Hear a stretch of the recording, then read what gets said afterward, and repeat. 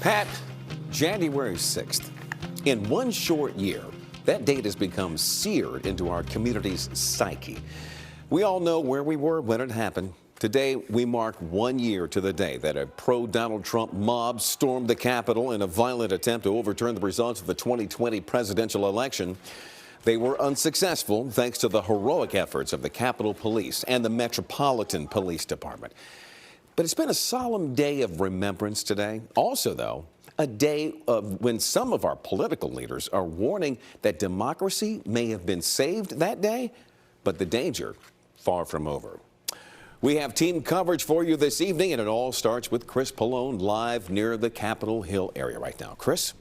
Leon, that's right. For nearly a year, President Biden has largely avoided speaking about former President Donald Trump. But today, as Congress paused to remember the Capitol siege of a year ago, that all changed. In a day of solemn remembrances at the Capitol, the pain and scars from that day run deep. President Biden used his sharpest language so far, putting direct blame for the deadly insurrection that happened there 1 year ago on his predecessor, who continues to falsely claim the 2020 election was fraudulent. Here's the truth. The former President of the United States of America has created and spread a web of lies about the 2020 election. The president spoke in Statuary Hall, which was filled a year ago with supporters of former President Trump who clashed with police, broke in, and tried to stop the certification of Biden's election victory. This wasn't a group of tourists. This was an armed insurrection. We commend our spirits of fear, anger, and uncertainty. Later, lawmakers prayed, held a moment of silence, and remembered the police officers who died in the attack's aftermath. Because of them, Congress was able to defeat the insurrection.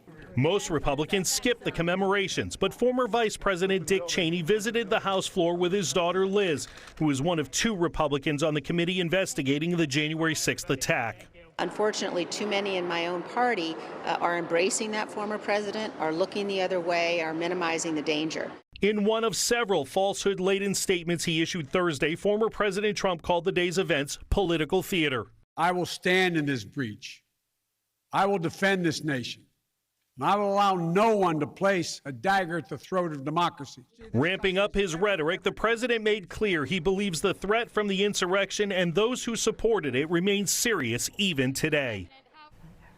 More than 700 people have been arrested and charged for their roles in the Capitol attack of a year ago today. The Attorney General said yesterday that the investigation will go where the facts lead. Pat, back to you. All right, Wrc Pollone. Thank you, Chris.